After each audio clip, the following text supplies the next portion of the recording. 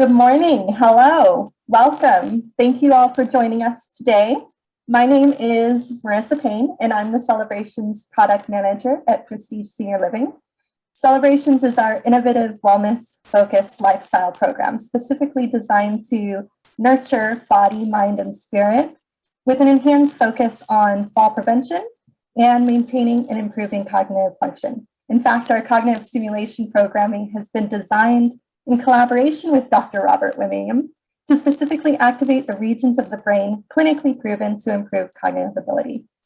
Dr. Winningham received his PhD in neuroscience from Baylor University and has over 20 years of experience researching human memory and ways to enhance mental functioning and quality of life. He has been with Western Oregon University as a professor of psychology and gerontology, chair of the Behavioral Sciences Division, interim dean of the College of Liberal Arts and Sciences, and now is provost and vice president for academic affairs. Today, he will be sharing with us the most recent scientific advances that can inform us on how we can maintain and even improve our memory ability and provide us with the tools and resources to do so. After the presentation, you will be invited to participate in a Q&A session. Without further ado, Dr. Rob Winningham and How to Train Your Brain. Great. Thank you, Marissa. And thank you to Prestige Senior Living for organizing this webinar. I'm really looking forward to sharing some recent research that I think you are going to enjoy and probably receive as being good news. There are things that we can do to maximize memory ability as we get older. So in today's presentation, we're going to take a really holistic and interconnected approach. We're going to look at a lot of different factors that researchers have found can affect cognition, thinking, memory as we get older. If anybody ever comes to you and tells you they found the one thing to prevent memory loss, don't believe them, because that's what the last 25 years of research tells us, that many factors determine our memory ability and our chance of developing dementia. So we're going to be looking at the ones that we can control here today. The take-home message is positive. There are many behavioral and lifestyle interventions that have a significant impact on the likelihood of developing dementia, our cognitive ability, and therefore our quality of life. But I need to give you a few terms in order to really kind of be able to dive into the research in an authentic way. So I want to define executive functioning. So executive functioning includes your ability to pay attention, cognitive inhibition, that means your ability to not think about something, which can affect your distractibility. You know, right now, if I'm talking and you just keep thinking about something else, you're going to be distractible. So use your cognitive inhibition to stay focused. But we also have behavioral response inhibition. We need to be able to inhibit some behaviors that are inappropriate at a certain time. This might not be a good time to call a friend and have a conversation if you're trying to pay attention to that. So that would be behavioral response inhibition. Also problem solving, reasoning, planning, and working or short-term memory. That's what's on your mind at any moment. And we want that to be a little bigger. You can remember a longer phone number. You can remember more information. You can have a conversation where you go off on a quick tangent, but still remember where you were going. And that's important. All of that together is executive functioning. And I often point to my frontal lobes when I talk about it because that's where it largely resides. So if you're with somebody listening to this presentation today, and I ask you a question, just tell them executive functioning. All right? Trust me on this, okay? Here we go. So what are all these factors that I'm talking about that have been shown to affect or be correlated with dementia risk? Well, let's get genetics out of the way first, because we can't do much about that. I hope you chose your parents well, because about 50% of your chance of developing dementia is related to genetics. We're not going to talk about that really anymore in this presentation because it's not something that we can control. So what's the other 50%? The other 50% includes physical exercise. By far, more research has been published on the effects of physical exercise on dementia risk than any other of these factors. So that's important to point out. We'll spend a bit of time on that. One of my favorites is cognitive stimulation. I did some of the first groundbreaking research in this area almost a quarter century ago. So I focused a lot on that. There's a good amount of research there. Some ones that we're going to just go through here real quick because they matter, and they might matter more for some people than others. But stress, or neuroticism is can almost be defined as a personality trait, being prone to stress. Of all personality traits, neuroticism, or being prone to stress, experiencing just all events as in kind of a stressful manner, that's the biggest risk factor in terms of personality. Sleep matters. We need good sleep. Social support and engagement. So the more socially engaged we are, the less likely we are to have problems. That could be because it buffers us against depression, which can also lead to increased chance of dementia, but also because social engagement is cognitively stimulating. Diabetes or pre-diabetes or insulin resistant is a huge risk factor for dementia. And even if somebody isn't at risk for dementia, but they just have insulin resistance, pre-diabetes, we can see some effects on. Actually, I'll ask you, what do you think pre-diabetes negatively affects in terms of our thinking ability? That's right, executive functioning. Yoga, Tai Chi have all been shown to affect executive functioning. Mindfulness training, meditation, that's one of the newer comers to this field of research, but a lot of studies are finding mindfulness training, meditation can improve. Want to take a guess at what it improves? That's right, executive functioning. So there's some more good news. And here I need to define another term out of medicine: incidence versus prevalence. Incidents are the number of cases. So the number of cases of Alzheimer's and other dementias is increasing in the United States. There are more cases because people are, well, up until the past couple of years, people have been living longer, and so we had more older adults. So there was increased chance of number of cases of Alzheimer's and other dementia. But the prevalence or the proportion of people, let's say 65 and older, with dementia is plummeting. The number is going up because we have a larger group of older adults, but the proportion or the percentage is coming down fairly significantly in the past 25 or 30 years. Another study, the previous one was out of Europe, this one's out of the United States, found a significant drop for every 20 or every 1,000 people in the early 1990s, about 20 of them had dementia in the United States. That has dropped to less than 17 out of 1,000 now. So that's that proportion or the prevalence. Men had the biggest drop. Women, and they had more dementia back then anyways. And the researchers asked why. I mean, these findings don't come with the why built into them. And that's one of the fun parts about science, is trying to figure out the why, trying to test that. The researchers in the study I just showed you pointed at we were better able to control cardiovascular risk factors. We can control cholesterol, we can control blood pressure. And that's huge, because while we always talk about Alzheimer's, the most common type of dementia, the second most common type of dementia is vascular dementia caused by a stroke.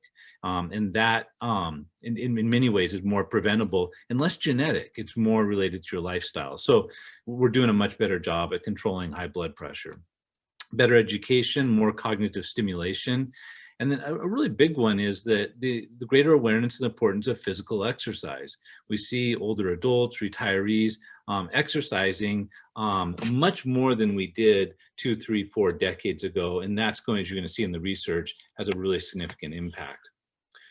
So cognitive stimulation. Researchers, and I could find 100 studies like this. So, just kind of random which ones to share with you. But PLOS One is one of the most respected scientific journals. This study was published there. They had older adults do brain exercises on the computer 3 times a week for 8 weeks. And you want to know what they found improvements in? Executive functioning. Immediate memory, that's kind of like short-term or working memory, ability to pay attention, and visual spatial memory. And that's huge, because if you can improve executive functioning, that's going to affect your ability to drive, your ability to travel, your ability to live independently, manage your finances. It's all about executive functioning.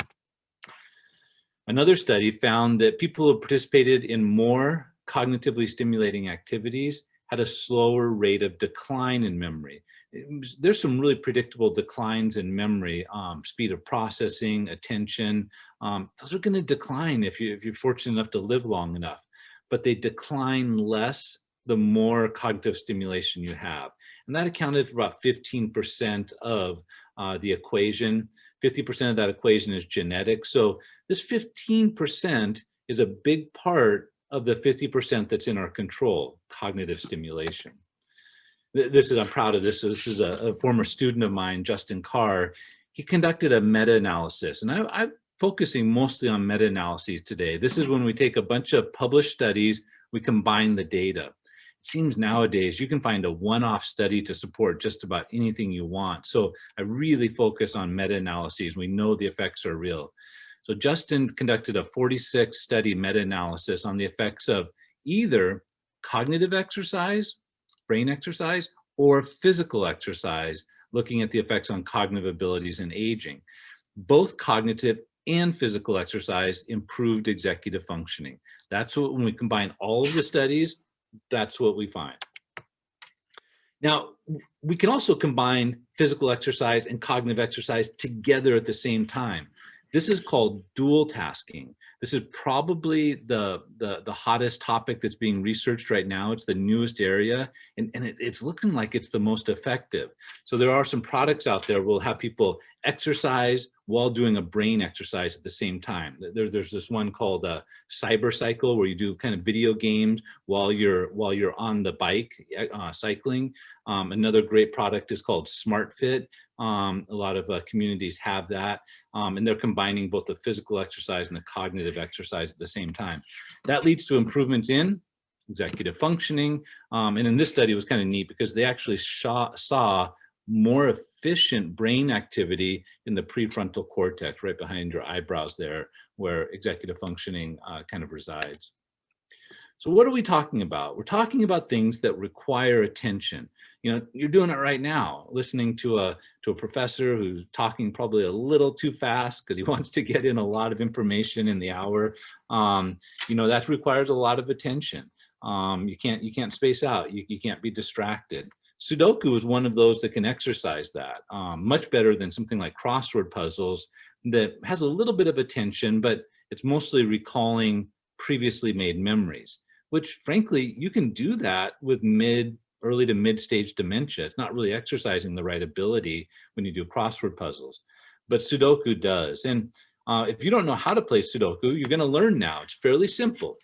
You need to have each numbers 1 through 9 in every horizontal row.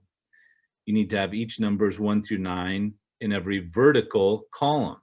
And then the subcells of 9 cells, you need to have numbers 1 through 9, each number 1 through 9 there. So let's look at this top center subcell. You see it has 6, 7, 8, 9. So if you focus, you can realize it's missing 1, 2, 3, 4, 5. What goes in that missing cell in that second row? Is it 1, 2, 3, 4, or 5? That's right, it's 5. It has to be 5. We already have a 5 in this top row, so no 5s can go there. We have a 5 in the third row, so no 5s can go there. Since we need a 5 somewhere in the subcell of 9 cells, it has to be right there. Let's look at the very center cell. What number is it? What numbers is this missing? So what numbers are missing in the very center cells? I'll give you just a moment to figure that out. 1, 5, and 9. 1, 5, and 9 are missing. See, you had to use executive functioning to figure that out. You had to focus, had to have a strategy, hold it in working memory till you could figure it out. So does 5 go into cell A, B, or C? Well, it doesn't go into C because we already have a 5 in that row. We see we have a 5 down here in the second to last row, so it doesn't go there. It has to go there. Now what are we missing? 1 and 9. Where does 1 go? In the very center cell or the one in the 6th row? That's right, it goes in the center cell, and then 9 goes there. So those are the types of things that use executive functioning, use a lot of attention, and that have been shown to be most effective. There are a lot of products. You know, I'll mention that my workbook, Cranium Crunches workbook. It's on Amazon. It has a lot of these as mini Sudokus, like 4x4s to get people started. But you know, so there are paper and pencil things. Prestige Senior Living has Link Senior, It's a great product. I've worked with them for many years. I've helped them develop their brain activity. So I believe those are in all of prestige communities. It's a really good product and well researched. But we also have various brain training apps that are available. And some of my favorite are Brain HQ is a good one. A lot of people have heard of Lumosity. I also like Fit Brains, but there are a lot of brain training apps out there. Generally, the ones that are have a subscription, a cost to them, I found to be better. They put more into them. They have more activities. But check that out. There's some good things available that way. Now, physical exercise. As I said, this is the area that probably has the greatest amount of published peer-reviewed research in it.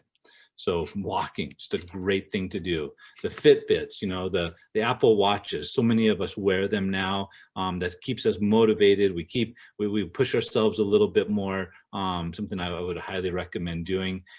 Working with your loved ones and friends, keep each other accountable on that. 2003, I remember when this study came out, this was huge. They published a meta-analysis combining 18 studies looking at the effects of physical exercise on cognition. This study changed this field. And they just had some really important findings in it. The older you are, the more physical exercise leads to measurable improvements in cognition.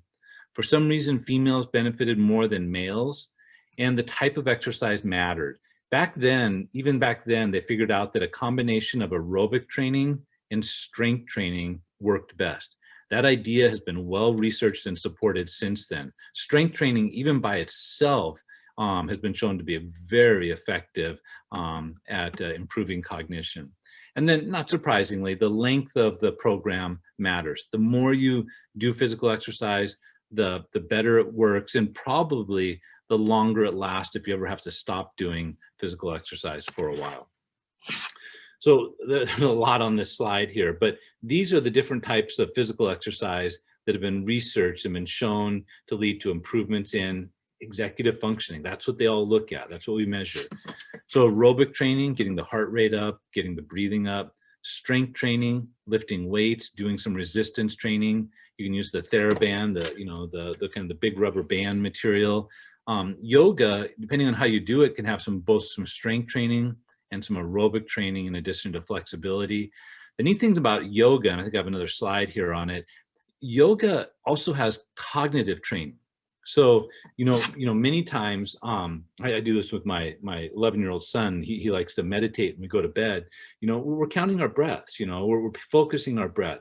Sometimes I'll start by having him breathe in for a count of 9, breathe out for a count of 11, breathe in for a count of 10, breathe out for a count of 12. Well, you can do that. You can focus on your breath. You can breathe in on some movements, you breathe out on other movements. So yoga can actually do dual tasking, physical and cognitive together. Tai Chi has been shown to improve executive functioning. One of the newer ones, and this has really taken off, high intensity interval training, HIIT training. Like at our local gym in our community, they even have HIIT classes. And so the idea here is we'll exercise really hard for 2 minutes, let's say, and then you slow down and kind of catch your breath. Then exercise really hard again for 2 minutes, and then you slow down. So that's been shown to be much more efficient. They've even found changes in growth hormones in the blood, which you want to see with HIIT training. And then the dual tasking, which we mentioned. So, I know a lot of you are walking, you're probably, doing things in the pool, you're doing a lot of things that are good exercise. But if you're not adding some weights or some resistance training in, I would recommend doing so based on the research. This Teresa Lou Ambrose, kind of the leader in this area, in one of her first studies, she found that either once a week or twice a week resistance training led to significant improvements in executive functioning. And you get most of the benefits from just once a week of lifting light weights for 20 minutes. This is also from her research team. They found that people that had mild cognitive impairment, which is one step away from dementia, they actually had significant improvements in executive functioning with just doing twice a week resistance training. This slide right here is huge. So mild cognitive impairment, this is when people are starting to say, gosh, does does mom or dad, or are they struggling? I'm kind of concerned about them doing X, Y, and Z. They messed up on their checkbook. And the person is probably aware of it themselves at that point. Some people will begin, drugs like Aricept at that point, which can improve executive functioning and quality of life for a little bit. But just twice a week, 20 minutes of physical exercise could also do it. So that's huge. And then for people that have had dementia, maybe they're living in a memory care community. We're not going to rehabilitate them, bring them back to normal. But this study published in the Journal of American Medical Association found that the physical exercise programs for memory care residents with full-blown mid to late stage dementia actually saved $12,000 per year because they were better able to take care of themselves. They're better able to do their activities of daily living, toileting, feeding themselves, walking. Their mobility score was better. So even if we're not rehabilitating cognitive ability, that physical exercise has a significant impact on quality of life and independence, even if you're in a highly structured environment. Tai Chi, significant benefits there. They've done meta-analyses. This study looked at 20 Tai Chi studies looking at executive functioning. No surprise, probably, it improved executive functioning. Other meta-analyses have also found that. One researcher concluded that Tai Chi could significantly improve the majority of global cognitive ability, attention, learning, memory, language, emotion, perception. So Tai Chi is another one. And it's going to help balance. It's going to help strength, could improve quality of life through other means as well. There's meta-analysis on yoga. This is they looked at 15 studies on yoga and cognition. Once again, those findings were significant. In part, we believe because yoga has an attention part. You need to focus where your body is. You're focusing on your breath. You're trying to push yourself in new ways. So if you really kind of do yoga well, it often has a strong attention, a strong cognition component. It can reduce stress, and stress, short-term or long-term, can affect memory. And you get both resistance training and aerobic training, depending on how you do it. The thing about yoga I'd want to mention is that with yoga, you can get these on YouTube. So if you say, gosh, I don't know where there is a good yoga class, then you can go to YouTube. One of my favorites is Yoga by Adrienne. And she has hundreds of videos on there. And so they're fairly easy to kind of get started with. There's also chair yoga for people that have more mobility problems and are really, want to get started, but they aren't able to kind of bend over and do some of the initial things. So I'd encourage you to check that out. So I'm doing pretty good on time here. So I wanted to bring up a couple of other things. I had removed these slides thinking I might not have time. It's always different when there's not an audience, because I don't usually get through these slides that fast because people want to ask questions, which is just wonderful. So diet, I know there's a lot of questions about diet, and that research is messy. It's hard to eat your way to better cognitive health. But I know there's questions on that. So I'm going to share some of the research on diet. So probably the greatest impact is to avoid diabetes. And I think everybody knows to avoid diabetes, we want to watch out for the high glycemic, high sugar content foods, because our blood sugar level spikes, it goes down, and that can also cause insulin resistance over time. So that's probably one of the better researched areas. Another one are omega-3 fatty acids, so fish oil. And the research on that is pretty strong. So if you eat fish, one researcher found that people who ate fish most days of the week were significantly 20% less likely to get dementia compared to people that ate fish several times a week, approximately 3. But those people who ate fish 3 days a week were 20% less likely to get dementia than people who rarely ate fish. Now you have to be careful for mercury PCPs, and that can build up in the body, particularly if you eat larger fish.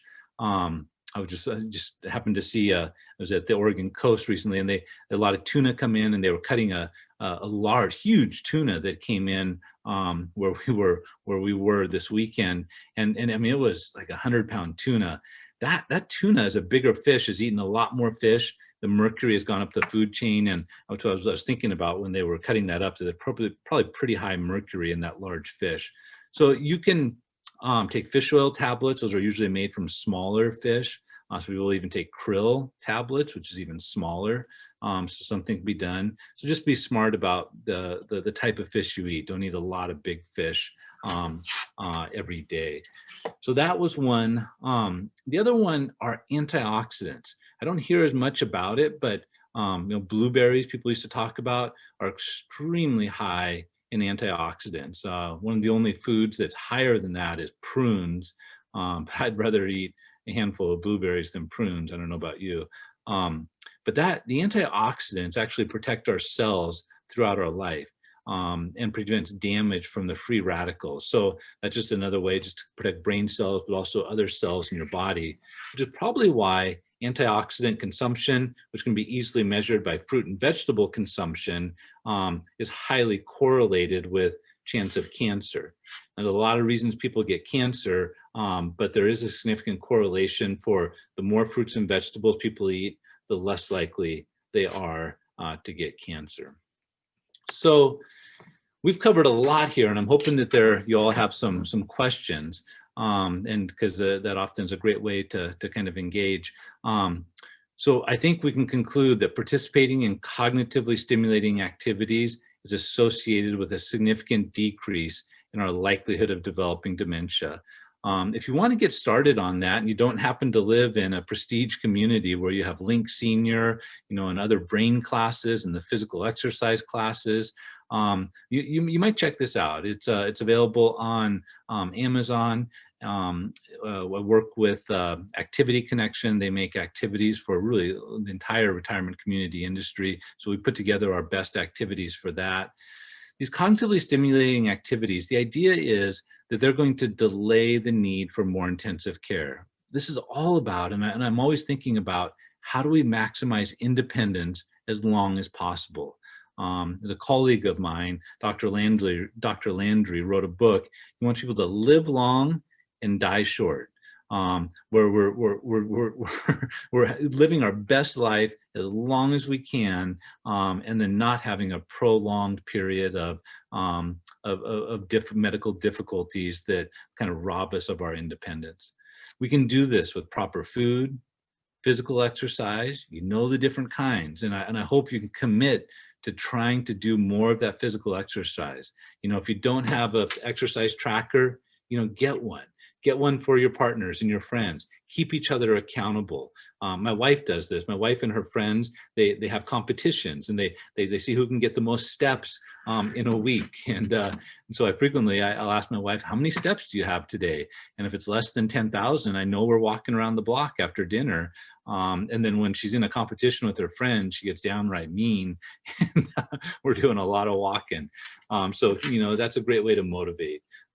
Watch out for that sleep. Older adults have the highest rate of insomnia of any population. 35% of older adults will experience diagnosable insomnia, according to the research. So you have to look at that. You have to get that treated to the best of your ability. There's a lot of great information out there. If you do a Google search, look at sleep hygiene, some of those techniques. The pharmaceutical interventions for sleep have a pretty significant side effect. So, I would recommend, if you use them, try to get off of them quickly, but try to use some of the non-pharmacological interventions to improve sleep. They're widely available, and sleep matters. Social engagement's important. So if that's something that you feel like you need to make an effort to do, particularly during a pandemic, do that, because that is cognitively stimulating and buffers us from other anxiety and depression.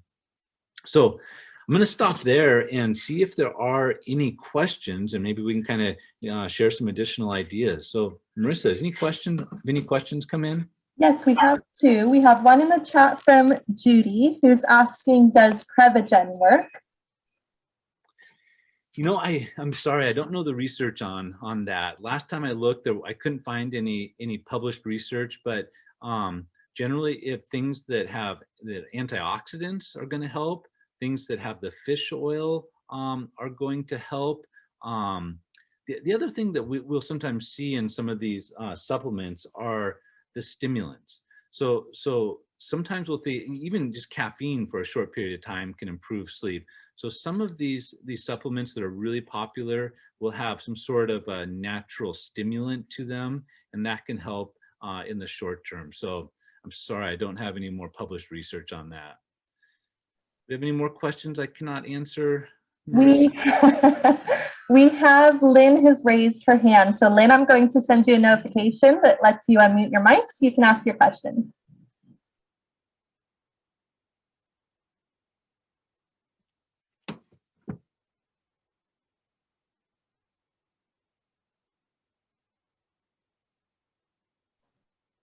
While we're waiting for Lynn to unmute her question, we have another one in the chat. What are some of the sleep solutions, doctor? The sleep solution. So let me actually, I'll show you that. I've written entire chapters about that. Well, actually, let me see.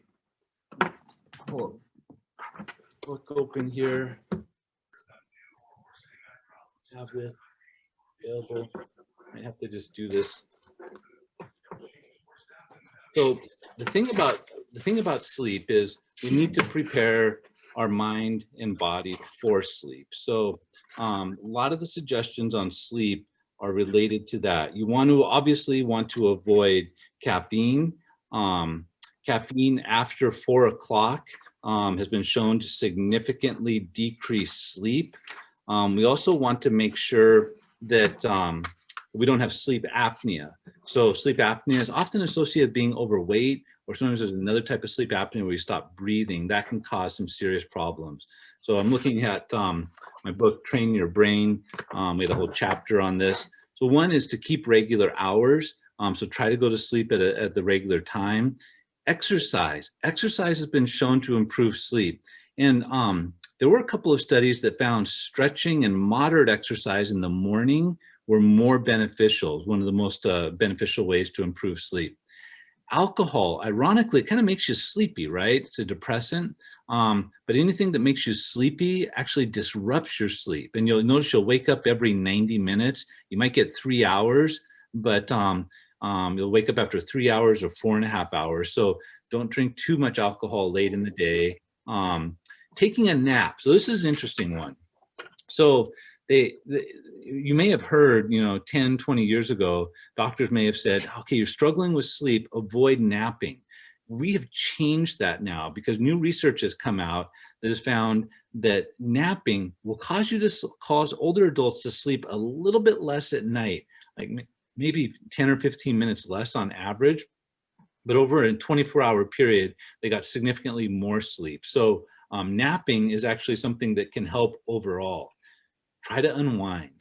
Some people will do Sudoku to go to sleep, or do like I do with my son. It's hard for us to get him to sleep sometime. So we meditate. Another form of meditation we do is I'll go through and I'll have him relax his toes, relax the bottom of his feet, relax his heel, relax his ankles. And we're doing that really slow, relaxing our whole body all the way up to the top of the head. And that just knocks him out, because his mind isn't racing. He doesn't come running down the hall, Mom, Dad, and it calms him down. Some people will just read. Don't associate the bed with wakefulness. So if you can't sleep, get up, go do something else, and then come back to bed. Not too late. Don't wait until you fall asleep on the couch. Try to come back to sleep a little bit before that. The other one's control light. So light can turn the melatonin off. You need melatonin to go to sleep. And then melatonin, you may just try, a melatonin supplement. There's usually something is associated, there's a side effect for almost everything we take that affects our minds, but the melatonin does work for some people. And then The other thing is, particularly for like this time of year, if it's really hot out or during the pandemic, it's really important that particularly older adults go outside, get natural exposure, UV exposure, which you can't get from a window, and that's been shown to improve sleep quality. There's a new drug on the market, received a lot of press.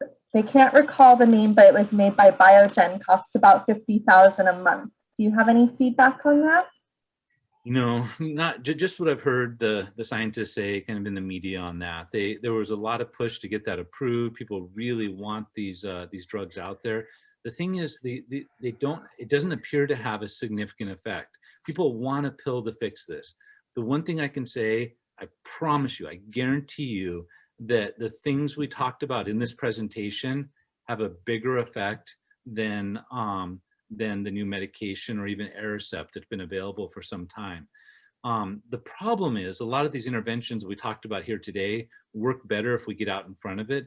This is not going to work well. The things that I've suggested here are not going to improve cognition when somebody has mid to late stage dementia. They can't do most of these activities. So, you know, I think we probably need more research on that. You know, I would talk to your doctor about it, but it did not look to be a very significant effect, if it was statistically significant at all. Thank you. And we have another question here. I am 49 years old. I've smoked cannabis for over 25 years. I know this does affect your memory, but does it make a difference if I switch from smoking to edibles? And how much damage could I have done to myself over that period of time? Yeah, that's a great question. I don't know of any research on that. You know, the edibles are going to have the THC in them, obviously. And how much are the effects of the THC versus the other cannabinoid products that you would get from smoking? You get a lot more from products in from smoking marijuana than just taking edibles where they've extracted the THC. So it's very difficult to do research. I just had a meeting yesterday with our dean. We're looking at starting a cannabis studies program at our university so we can begin to answer these questions, particularly as the feds relax some of the rules on research. So I don't know the answer to that. There is some research out there on this though, and kind of the long-term effects. It does look like for people that have smoked marijuana every day, if they stop smoking marijuana, then some of their executive functioning comes back. The test that they used for that was an interesting one. It's a really hard memory test where you're given 20 words that are paired together and they're not associated. So it might be, you know, phone and then paper or something like that. And then you get 20 of these and then you're given the word phone, you need to remember paper. People that have smoked every day for a long period of time, they score significantly worse on that. But if they abstain for a while, even if they hadn't smoked that day, but if they abstain for a while, that does come back. So, you know, some abstinence might be better. Yeah, sorry, I don't have more information about the edibles. Good question though. And then back to the topic of diet, we have two questions left. Would balance of nature provide the foods necessary? And could you repeat your recommendations about which fish are best, please? Yeah, I'm sorry, I don't know about balance of nature, so I apologize about that. But in terms of the recommendations about fish, so the recommendation, so I can actually give you some more information on this. So we think that the fish oil tablets are as good as the fish. I would recommend, and we did a big study on this. We actually looked at the effects of, we did a literature review on this, looking at all the published research.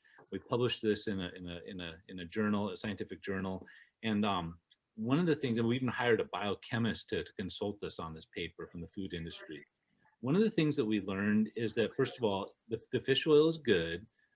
Don't buy fish made from salmon because that's going to have more mercury, because most fish oil is made from smaller fish. Try to get it as fresh as you can and keep it refrigerated. It does denature over time. How much fish oil should you take if you do take it? Don't take more than 1 tablet unless your doctor tells you to. You need to remember this. Fish oil is a blood thinner. And so somebody that has, is going into an elective surgery or any surgery, should stop that, tell their doctor they're taking that, particularly if they have a bleeding disorder. And don't take more than one tablet, because like you've heard of free radicals and oxidation. That's what antioxidants prevents damage from. There's something kind of like that. It's a peroxidation, like hydrogen peroxide, that large doses of fish oil have a peroxidation effect. So you just don't need to take more unless your doctor's trying to get cholesterol fixed. In terms of the type of fish, we want to eat smaller fish. So because it's going to have less mercury and other biotoxins that will kind of build up in the body.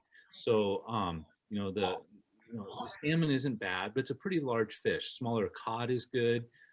Shrimp is actually okay. You don't get as much of the omega-3, but you do get some. And then just avoid things like the mahi, the really large halibut. I mean, you can eat that. I love that. And I did have tuna that same day. This weekend we saw the large fish, but I try to limit that. And even cans of tuna. You can actually get lower mercury if you get the white flaky tuna compared to the albacore tuna, like in a can. And I know I love albacore tuna. I like how it looks in the can. I like how it tastes, but it's a bigger fish than the white flaky tuna. And so, just to really try to get the smaller fish. And if you can, I mean, most days of the week, that's been shown to be helpful. Humans controversy sends to 2000 Olympic silver medalist Reno Tool Purcell, considered one of the greatest players of all time. It sounds like somebody has the Olympics on in the background. So I see, I don't know, do you want me to read through? I can see some of these questions, Marissa. Yeah, I was just going to read the next one for you. So I have found that foreign language learning in the geriatric population, although tasking, has helped with cognitive functioning. Is this a possible route to increase executive functioning? I'm reading that. Yeah, so the foreign language. Now, I've never seen that. There actually are studies on foreign language learning and the effects on cognition. I have not seen the studies showing that foreign language increases executive functioning directly. They may exist and it may does that, but I really try to keep this scientific. The one thing that I do know is that foreign language acquisition decreases your chance of developing dementia. And this is kind of a different than the questions being asked, but I'll say it now. It's fascinating. People that know a second language, if they get dementia, on average, they get it over 4 years later in life, which is amazing, because if you can delay it long enough, you might not get it or get it for very long. But yes, I do believe, although I haven't seen the studies on that learning the foreign language, I know my kids they're really, my wife speaks Spanish really well, and my kids are working really hard to learn Spanish. They do Duolingo on their phone, and my 11-year-old loves it because he can level up. He just showed me the other day, he's level gold now on Duolingo. And so there's kind of a competition factor, but you bet, you have to pay attention. You have to listen. You can't be distracted by other things. You need to try to remember that word, try to use it, learn how to, conjugate verbs and all of that. Oh my gosh, that is executive functioning. So that would be a fun thing to do. And one of the things, if you're traveling, make that a part of your habit. So you're going to go to a country that speaks a foreign language, you're going to go to France or Italy or Mexico, just try to learn some vocab words. Do it for fun. That is likely to improve executive functioning. Great question, great idea. What if several first-degree relatives have had Alzheimer's? Is there any research on hereditary connections? Yeah, so there's a lot to unpack here. So there's a lot of different genetic factors for dementia, and there's a lot of different genetic markers for dementia. Many of these we can test. We can actually see if an individual has some of the more commonly known genetic markers. But it gets complicated quickly, because the effects of those genetic markers can vary depending on your gender. It can vary depending on which combination of factors you have. So it's a messy area of research, and it's one that we can quickly become overwhelmed with. But in general, if a first degree relative, so a mother, father, sibling has dementia, you are at an increased risk of developing it yourself. Now, before everybody gets really stressed out about that, I need to give you a little more information, because not all dementias have the same level of heritability. So, for example, if you had a first degree relative that had vascular dementia, so they had a stroke, and after the stroke they developed dementia, or they had a bunch of small strokes, that is probably going to be much less genetic than somebody that had Alzheimer's. Okay. Now here, bore down even more. Early onset versus late onset dementia. About somewhere between 5 to 10% of cases are early onset dementia. That we usually define that as occurring before age 65. In terms of genetic heritability, that is bad. If your mom or dad developed Alzheimer's and it wasn't because of a stroke, and you saw significant symptoms before age 65, that's not good. And there is a significantly increased risk of dementia. But if your mom or dad or brother or sister developed dementia and you first saw the symptoms when they were 88 or 90, that's not as big of a deal, because that's more that's going to be more environmental, that's going to be more cumulative damage to the brain that may be unrelated to genetics. So there's a lot of caveats to that.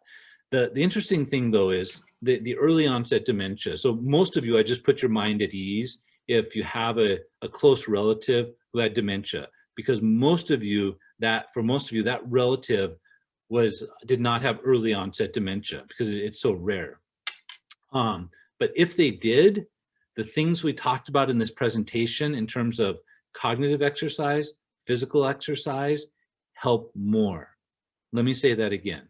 If you have a first degree relative, a close relative who had early onset dementia, your risk is higher, but the interventions, particularly the physical exercise, there was another study on that some of the fat changes, reductions in saturated fat, helped those people even more. Okay. We have one here who says that they worked as a magician and use a lot of dexterity with their hands. Could this help with their cognitive abilities mentally and or physically? Yeah, so there's a couple of things here. So particularly the answer is yes, if you learned a lot of tricks and you continue to learn new tricks, okay? So absolutely. We probably wouldn't see as big of an effect if you just had 5 tricks and you just always did those 5 tricks. That, because that actually uses a different part of your brain. Your cerebellum in the back of your brain gets programmed to do those tricks, and that's what gets programmed for all the things. I mean, how we turn on a phone or something like that gets programmed and it almost becomes automatic. That doesn't really have as big of an effect. But if you're learning new tricks, yes. The other thing about being a magician, and I'm not one, but I suspect you have to read your audience. You need to be really focused on them. You kind of distract them. Well, you do something, you want them looking over here. So that actually probably has more of an effect than the manual dexterity. Reading your audience, trying to trick them, because that uses something called theory of mind. It's also in the frontal lobe. It's almost a part of executive functioning, and kind of really get you tuned into how your behavior is going to be perceived by others. That's very close to executive functioning, and that would be helpful. The other thing about this, though, I don't know if this is the case for the individual that asked the question, but speed of processing matters. So how quickly you can do something. So watching the Olympics, they keep talking about how fast people get off the blocks when they start a swim race. So that speed of processing is very fast for them. Speed of processing decreases because we actually lose some fat on our neurons actually as we get older, and that decreases our speed of processing. So if you're a magician because you've always had quick reflexes, that quickness, that quick speed of processing in your central nervous system could be protective. And on the topic of diet again, does periodic fasting have any mental benefits? I don't know the answer to that. I've seen the research on fasting, and some positive health benefits on fasting. I think indirectly it's conceivable. So I haven't seen the research on this, but I'll try to play it out in my mind a little bit. If it is the case, and this, we have to look at the research, and I think there might be some disagreement about this, but if it is the case that fasting allows you to control your weight better, if it is the case that fasting, then yes. So if you can control your weight, you're going to be less likely to have a vascular dementia. You're going to probably be less likely to have some other types of dementias. Yes. Also, if fasting improves in any problems one might have with insulin resistance or prediabetes, which is possible, then yes, that could help. If fasting helps with inflammation, it's not something we've talked about yet, then that could help. So indirectly, it's possible, but I think we really kind of need to know more about the effects of fasting, and I don't know where we are in that field yet. We have one attendee here who loves to mountain bike, and they'll ride for 1 or 2 hours in the Lake Tahoe area. They've found that their memory is particularly bad that night and the next day. Is it possible that they're too aerobic and that's affecting their memory? That's a good question. With the research, well, first of all, I mean, that's fabulous. I mean, that's exactly what we should be doing, some extended exercise like that. And the biking, I'm a road cyclist, and, and you get HIIT training in that, because you got 2 minutes, you got to get up that hill, and then you get to go down that hill, so you can work really hard for 2 minutes and then go down. So you kind of build in some HIIT training. In terms of the more immediate, when I was talking about physical exercise, I was looking at really long-term effects. There is research out there that physical exercise is supposed to improve memory the same day. So your observation is kind of counter to that.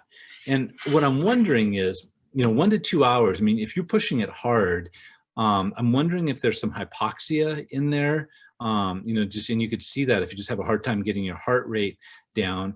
But I'm also wondering if you're not replenishing your electrolytes. So, where people used to take salt tablets, and now we have things like Gatorade and Powerade. You might, and I do that. So we're riding a lot longer in the summertime.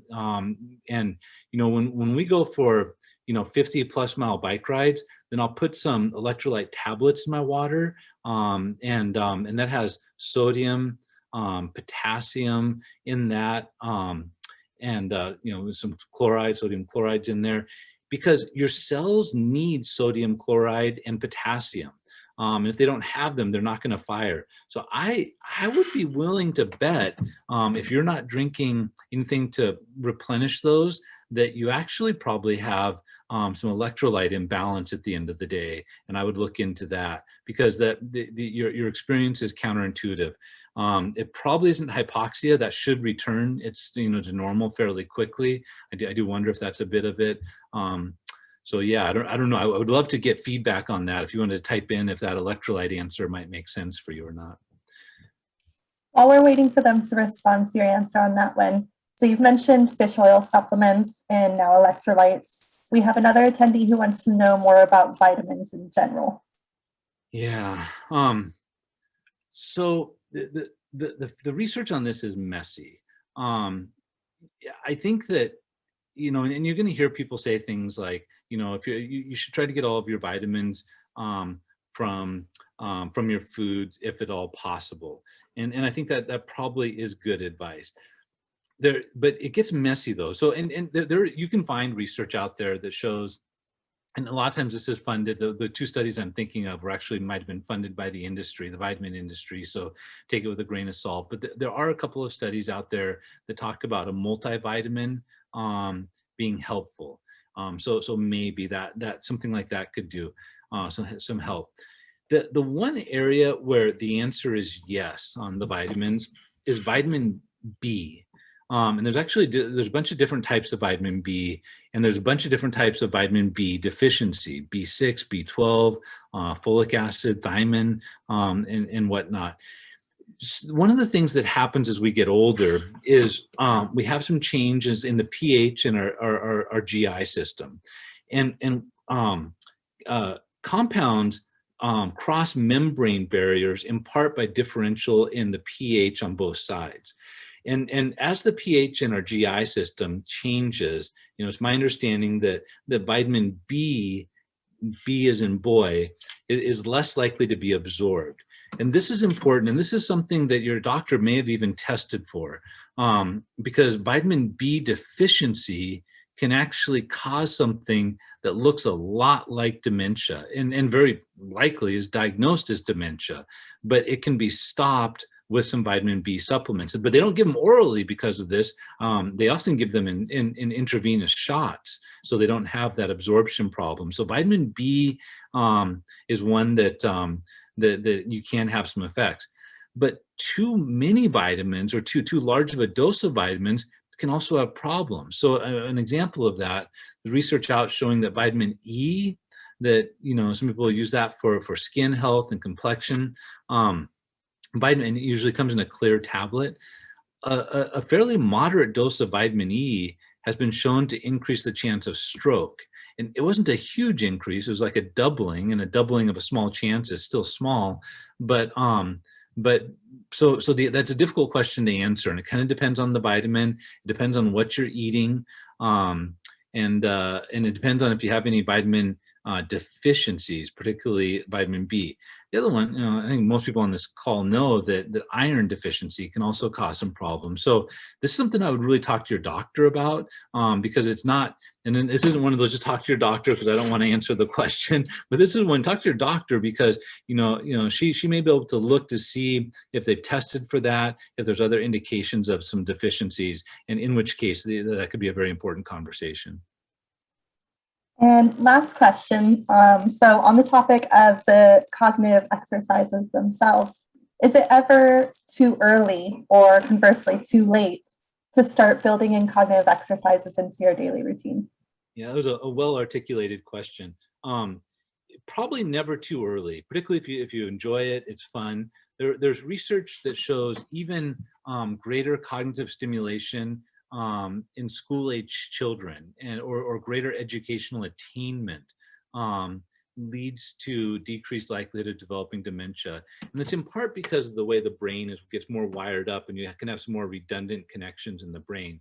So there was an old study that I don't remember the details of it exactly, but they in the last century, because it was probably over 70 years ago now, I think it was around World War II, they increased the number of compulsory years of education. I believe it was in England. And I don't remember the details, but I think they moved it from 6th grade to 8th grade, that was the compulsory education.